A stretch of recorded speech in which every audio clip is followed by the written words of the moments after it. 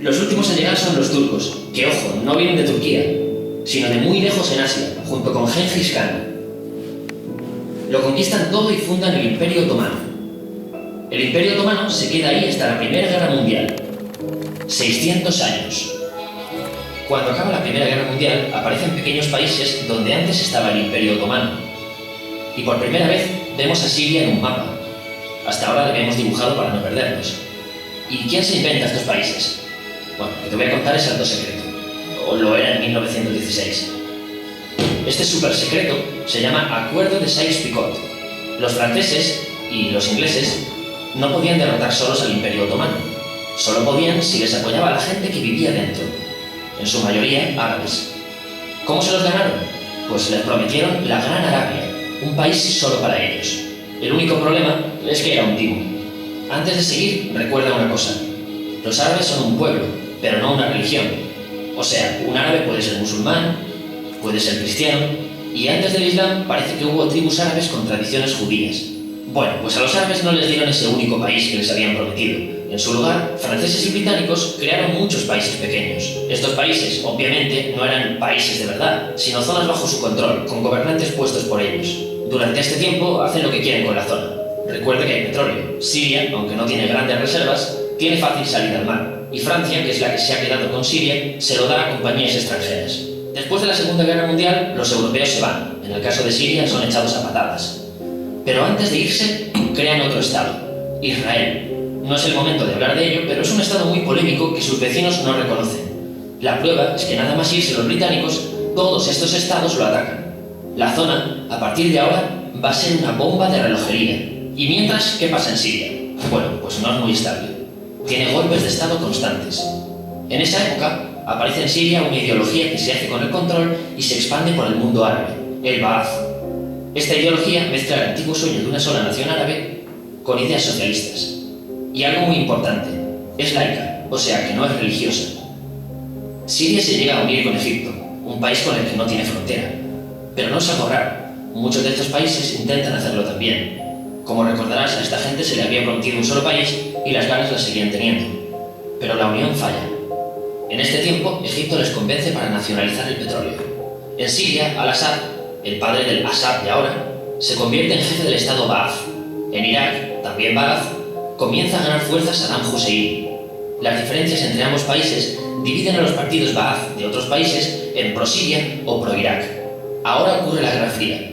El mundo se divide en dos, o eres de Estados Unidos o de la Unión Soviética. Son años muy movidos en los que se pegan constantemente con Israel, invaden su vecino Líbano y comienza una oposición islamista al régimen Ba'ath de Assad. Los hermanos musulmanes. Vale, volvamos atrás un momento. Recuerdas que la mayoría de árabes eran musulmanes, ¿verdad? Bueno, pues dentro de los musulmanes hay dos ramas fundamentales. Suníes, la mayoría, y chiíes. En el caso de Siria, a pesar de ser un estado laico, los gobernantes como Assad y los jefes militares eran chiíes, los cuales representan menos del 13%. En cambio, casi el 70% de la población es suní. Un dato curioso es que los cristianos son casi el 10%. Que los chiíes controlen el gobierno y el ejército mosquea a la población suní, y ese sentimiento es aprovechado por los hermanos musulmanes, islamistas radicales suníes. Estos toman las armas en la ciudad de Hama, en contra del gobierno, y Assad acaba con la revuelta a costa de matar miles de civiles y encarcelar a mucha gente. En el año 2000, Assad padre muere, y le sucede Assad hijo. Ante las presiones, libera a muchos presos, trae internet y esperanzas de cambio. Hay un periodo de gran debate político y aparece la oposición. También vuelven los hermanos musulmanes. Los siguientes años son difíciles, arrestan a la oposición, y Bush incluye Siria en el eje del mal, y esto la aísla. Está mal visto negociar con Siria. Los kurdos, un pueblo que vive repartido por varios países de la zona, comienzan a protestar también. Hay represión y muertos. En 2011, te sonará esto, ocurre la Primavera Árabe. ¿Qué es esto? Bueno, es una protesta que se va propagando por todos los países árabes pidiendo más democracia. Como ves, el mundo árabe, a pesar de estar dividido en países, tiene tendencias generales. Cuando llega a Siria, Assad hijo termina usando el ejército y en los enfrentamientos mueren unas 1000 personas. Los enfrentamientos irán escalando hasta que se conviertan en guerra civil. No hay un momento exacto de inicio. Lo importante es que hoy en día hay numerosas facciones en juego. Vamos a verlas. Pero primero piensa en que todo está dividido entre chiíes la minoría, y suníes, la mayoría. Chiíes y además laicos, o sea, no religiosos, son el gobierno de Al-Assad. Controla todo esto, que si recuerdas son básicamente las zonas chiíes del país, y está enfrentado al resto. También mayoritariamente laico, pero suní, es el Ejército Libre de Siria, o FSA en inglés, junto con el Frente Islámico, que es religioso, y otros 70 y pico grupos más, forman una coalición que la prensa llama simplemente la oposición.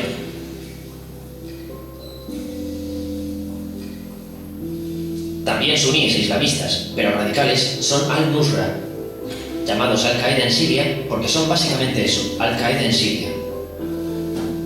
Otros islamistas radicales son el ISIS o Estado Islámico. Salen de Al-Qaeda en Irak, controlan la mayor parte de Siria e Irak y se han hecho famosos por sus atrocidades. Su objetivo teórico impacta a muchos. Es un Estado Islámico a lo largo de Asia, África y Levante. Aunque a ti ya te suena, ¿verdad? En naranja tenemos al pueblo kurdo, que recordarás porque el presidente Al-Assad lo reprimió, al igual que gobiernos de países próximos también lo hacen. Ahora controlan militarmente esta zona.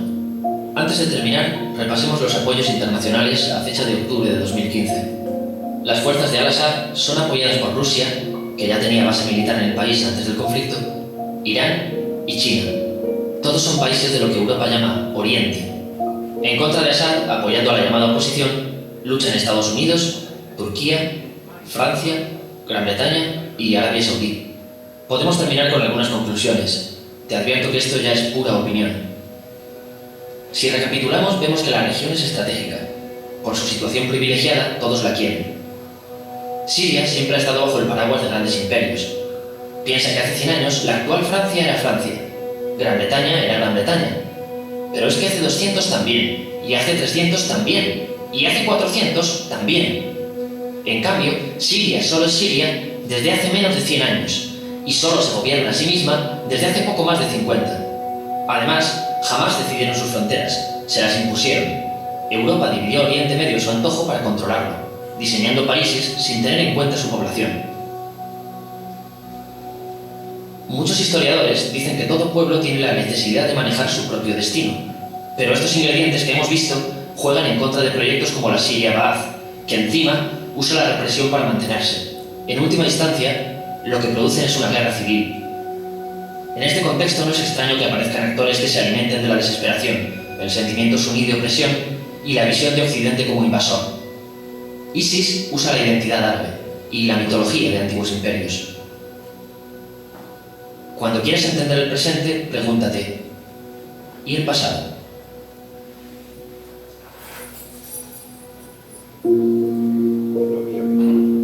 Bien, este video tiene, por supuesto, una óptica totalmente europea y evidentemente española. Hay mucha tela para cortar con este video, pero básicamente lo importante es el principio, cuando habla de la importancia estratégica del territorio,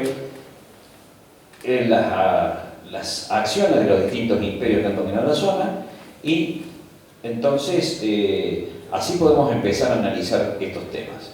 Antes de pasar ya directamente a la conferencia, si hay alguno de los presentes interesados en tomar un café o algo, está servido en este momento.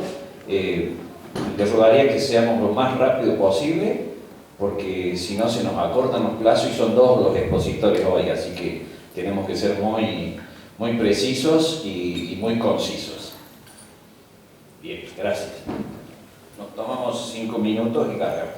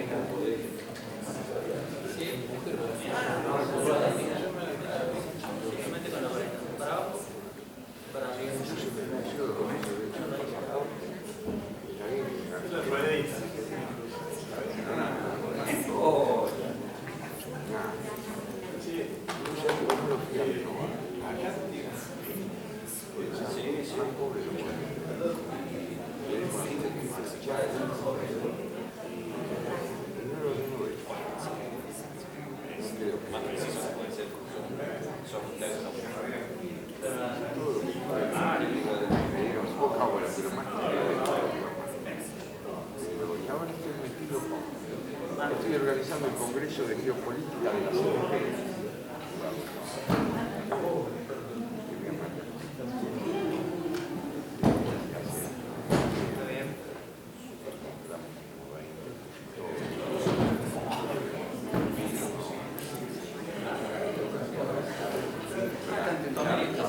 Si quiere traerse un carrito, se lo trae.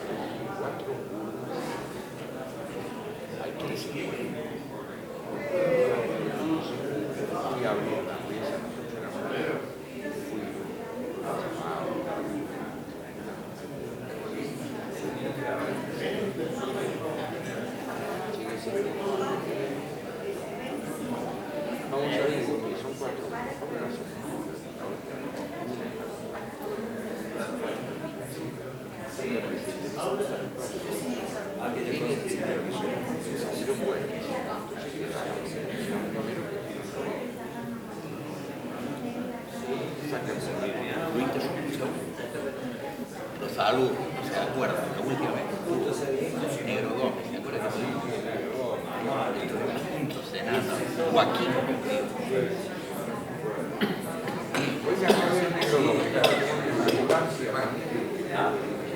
Sí, bueno, eso no podemos intercambiar. Gracias. Por favor.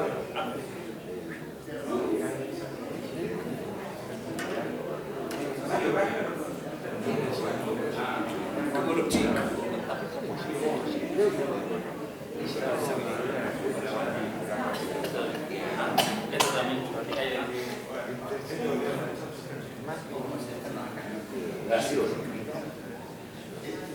Sí, por favor, les solicito que vayan ingresando, que ya iniciamos el ciclo final de esta segunda jornada denominada La soberanía en el siglo XXI, que cuenta con el auspicio del Círculo de Legisladores de la provincia de Córdoba y que nos ha facilitado estas hermosas instalaciones para poder desarrollar estas posturas que vamos a traer, que esperemos que sean novedosas y que estén totalmente bienvenidas por ustedes. Muchas gracias. Buenas tardes a todos. Primero que nada, bienvenidos y muchas gracias por asistir a esta jornada. Realmente nos alegra a nosotros como jóvenes, siendo parte de la Asociación Belgrano, de poder realizar este espacio, de poder brindarle la necesidad de este espacio de formación, en donde quizás hoy todo el mundo opina, todo el mundo habla y por ahí uno no está tan seguro de la veracidad de lo que se dice. Entonces poder contar con la presencia del licenciado Carlos Alberto Pereira Mele, como así también del licenciado Hugo Rodríguez, y brindarnos su visión sobre la geopolítica en el siglo XXI es una gran herramienta que nos da a nosotros como ciudadanos para poder entender dónde estamos parados en esta actualidad. Así que bueno, para empezar me gustaría presentarlo al licenciado Carlos Alberto Pereira Mele. Él es licenciado en Ciencia Política, analista político, especialista en geopolítica suramericana, profesor invitado en la Cátedra Libre de Pensamiento Nacional de la Universidad Nacional de la Patagonia, miembro fundador del CES y CIVIS, profesor adjunto de la Maestría de Relaciones Internacionales, Fundación Democracia del Círculo de Legisladores de la Nación, miembro de Geosur, Asociación Sudamericana de Geopolítica e Internacionales de Uruguay, columnista de geopolítica del programa radial El Club de la Pluma, el cual se retransmite en Argentina, México, Uruguay, Brasil, Colombia y Venezuela, columnista de geopolítica y política internacional del programa Dicho de Otro Modo, que se emite por Radio Nacional Mendoza, columnista de política internacional del programa de televisión Con Sentido Común, que se emite por los canales de televisión del Sistema Cooperativo de Argentina, entre tantas otros cargos y funciones. Asimismo, es coautor del Diccionario de Seguridad y Geopolítica Latinoamericano y Tropas Norteamericanas y la Geografía del Saqueo. Asimismo, queremos aprovechar y felicitarlo por el premio que ha ganado, el Premio Cultura 2015, Arturo Jauretche.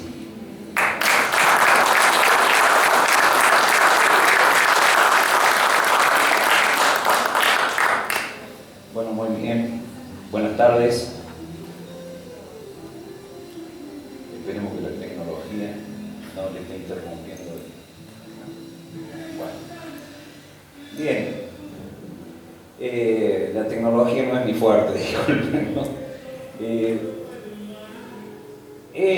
Vamos a iniciar esta jornada desde el punto de vista de analizar la realidad del siglo XXI, que absolutamente tiene poco y nada que ver con el siglo XX. Es más, está más relacionado con el principio del siglo XX, que desembocó en la Primera Gran Guerra Mundial, que en lo que posteriormente ocurrió. Lo que pasa es que todavía nosotros, los que tenemos más de 50 años, seguimos con ideas totalmente ya desfasadas de la historia. Y hoy en día vuelven las viejas luchas internacionales y los nuevos espacios geopolíticos a conquistar y a conflictuarse. En este marco, por eso hemos puesto la lucha entre atlantistas y continentalistas, también se está definiendo en nuestro territorio que, si ustedes escuchan a los analistas políticamente correctos, dicen de que América Latina está fuera de cualquier interés de cualquier potencia, especialmente de Norteamérica. Ustedes habrán escuchado muchos especialistas en los últimos años decir que Argentina se cayó del mapa, que a América no le importa a nadie, que América del Sur, y bueno, está ahí, pero como dice acá nuestro amigo, son los bolitas del sur, y bueno, no hay mucha cosa importante que sacar de este continente. La realidad es totalmente distinta. Bien, acá vamos a empezar con este tema para analizar. En primer lugar, hay que reconocer que no existe una geopolítica global. Son geopolíticas múltiples y además cada nación o cada grupo de nación tiene su geopolítica. O sea que hay enfrentamientos a diario sobre este tema. El otro punto importante es que para que nos vayamos abriendo la mente es que desde 1991, cuando desapareció la implosión de la Unión Soviética, las luchas ideológicas dejaron de tener interés e importancia y pasaron a tener importancia las tensiones y las luchas geopolíticas. ¿Para qué? Para controlar los grandes espacios y los grandes espacios geoeconómicos y geoestratégicos. Eso es lo que hoy está vigente. Acá nadie pelea por un problema ideológico. Desde el fin de la Guerra Fría, esto lo quiero dejar bien aclarado, porque ya lo había dicho el último estadista que tuvo el siglo XX argentino, que se llamó, le guste a algunos, otros no, el general Juan Perón. Perón dijo de que todo era política exterior, no había política interior. ¿Por qué? Porque como uno se posesione dentro de esa política exterior, puede desarrollar una política interior. Si no, es atar el burro atrás del carro. Es así como se viene desarrollando la historia de esta parte del siglo. Esto es importante para que comprendamos otro de los conceptos que tanto se habla en geopolítica, que son el poder duro y el poder blando. El poder duro está ahí muy bien representado porque es el poder militar y el poder económico.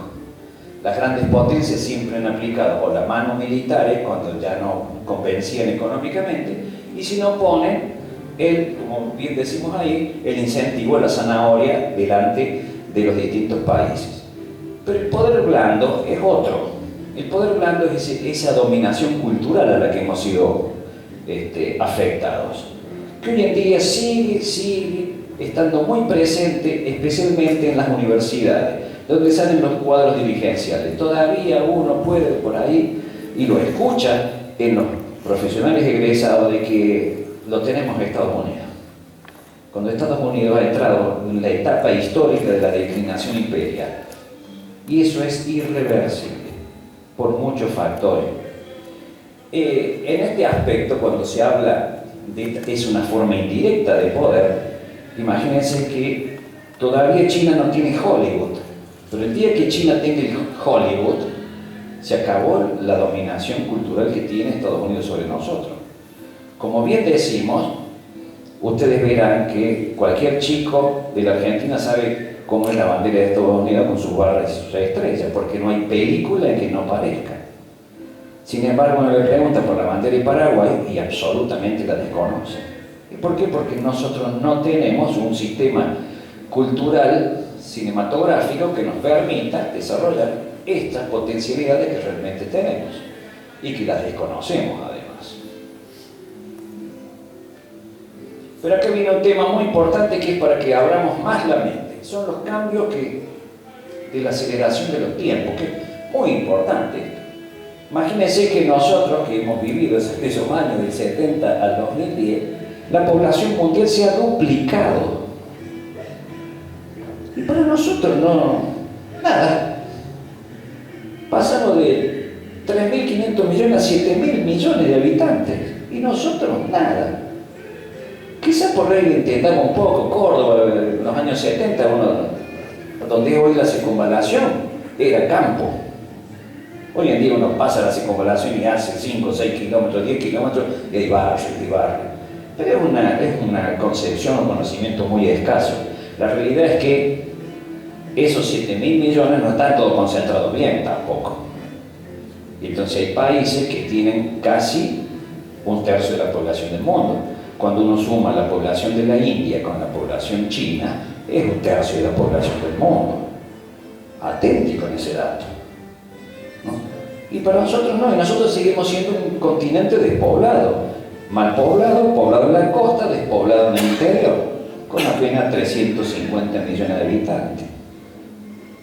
Un tercio de la población hindú, para entender estos temas, que nunca nos dicen los expertos en política internacional.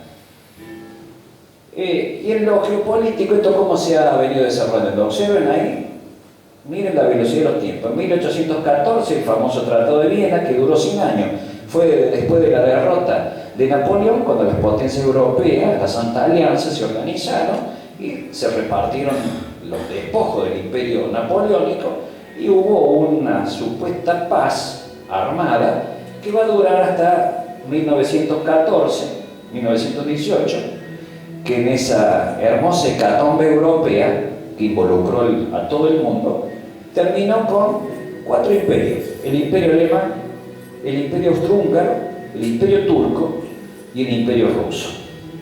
O sea, había durado 100 años. Después va a venir el intermezzo entre las dos guerras, porque las dos guerras es la continuación de la primera. No es que la Segunda Guerra es una nueva guerra, no, es un intermedio que hubo entre las potencias europeas y se volvieron a enfrentar en la Segunda Guerra Mundial, que terminó con la famosa bipolaridad que todos la hemos vivido, la hemos sufrido, hemos visto sus efectos en nuestros continentes, pero que ha durado 50 años. O sea, vamos viendo la aceleración de los tiempos. Eso terminó, por supuesto, la caída del muro de Berlín en el 89 y en el 91 la implosión soviética. El gran monstruo que cayó sin tirar un tiro. Y a partir de 1991 tenemos la última globalización, que fue encabezada por Estados Unidos de Norteamérica, y la triada. Le informo que la triada es Estados Unidos, la Unión Europea y Japón. Pero esa triada, no todos son iguales. En la triada esa lo importante es de Europa: Francia, Alemania, Inglaterra y Japón. Los demás países son de segunda línea o periférico, como se le quiere llamar ahora. En 1991 es el máximo cenit del poder norteamericano. Se implementa el famoso Acuerdo de Washington y cada país tiene que cumplir a rajatabla las directivas de ese nuevo instrumento que se ha creado de dominación internacional y global. Pero como todas las potencias, todo tiene su cenit y también tiene su declinación. Y iniciando este siglo, estamos hablando del 91, ¿no? Estamos en 2015, o sea que no han pasado muy pocos años, y ya en el 2001 se empieza a ver los primeros resquebrajamientos de este poder unitario que había establecido Estados Unidos. ¿Y en qué se va a basar? En un repliegue de Estados Unidos. En un segundo punto que es importante hoy en día, la decadencia de Europa y los nuevos actores emergentes en la escena internacional, que no habían sido tenidos en cuenta, porque ustedes, recién hace pocos años, por lo menos, cuando uno ve a nuestros empresarios, descubren China. Nuestros empresarios descubren tarde China, India, etc. Y eso es dramático para nosotros, porque llegar siempre tarde a la estación cuando el tren está andando o se está yendo es complicado. ¿Por qué? Porque nos faltó un pensamiento estratégico concreto a analizar el mundo. ¿Por qué? Porque nuestros estudiantes, nuestras universidades y nuestros centros de poder local no tenían en cuenta estas maniobras nuevas. Todo esto que estamos hablando, esos 3 puntos que son clave en el 2015, se están desarrollando en un marco de crisis económica internacional, problemas globales, desigualdad y pobreza, cambio climático, terrorismo, etc. O sea que el panorama es bien complicado. ¿Y dónde se está desarrollando el choque de lo que ya vamos a ver? Es en las regiones como Ucrania, Yemen, Libia, Siria, Irak, Afganistán, Cuerno de África. Esas son las demostraciones más palpables de esta conflictividad que se está desarrollando entre potencias en decadencia y potencias emergentes. Fíjense qué casualidad. La teoría de Mackinder, el que inició siempre un estudio en geopolítica, siempre lo analiza, se vuelve a reiterar en el 2015. ¿Qué es lo que se está peleando? Este es el área pivot que decía Mackinder, que quien controlara esto iba a controlar el mundo. Es justamente Eurasia, Rusia, China. Y después decía que como él es un inglés, viene de una potencia marítima, que había que hacer unos cordones sanitarios para impedir que este centro se pudiera expandir. Bien, en la actualidad, ¿qué es lo que estamos viendo? Justamente eso. Las 1000 bases militares desplegadas por Estados Unidos se despliegan más en toda esta zona para impedir que China y Rusia accedan a los océanos. Por eso la defensa mortal de Rusia de la base de Tartus en Siria, porque es la única que le queda en el mar Mediterráneo. O sea que es un acceso marítimo. Es tremendo lo que estamos viendo, pero fíjense que han pasado, ¿cuánto? 120 años y volvemos a la misma película del 1904. ¿En qué se basaba Mackinder? Y bueno, Mackinder decía que controle los pasos marítimos, Canal de Suez, Gibraltar, Panamá, el estrecho de Malaca en esta zona, va a controlar el comercio y el que controla el comercio controla el mundo. Bueno, lo estamos viendo en acciones concretas en estas épocas. Pero acá hay el gran cambio. Observen, la triada. Hoy en día, los grupos estos, el BRIC, Brasil, Rusia, India y China, ya no necesitan básicamente de los mercados de Europa y Estados Unidos, porque están creando internamente un desarrollo de una clase media que está superando, ya lo hemos dicho en varias oportunidades, 1.000 millones de nueva clase media. Y esos 1.000 millones reemplazan tranquilamente a los 600 millones de europeos, los 350 millones de norteamericanos. Entonces, allí es donde tenemos que poner los puntos sobre las i's para entender esto, si no, no entendemos nada. Y como ustedes verán, es prácticamente el hemisferio sur contra el hemisferio norte, sacando Rusia, todo está hacia el hemisferio sur. Y en nuestro continente tenemos uno de los miembros que está siendo fuertemente cascoteado por la triada, que es Brasil. Y que nosotros vamos muy ligados, debido al Mercosur, al destino de este grupo de Brasil.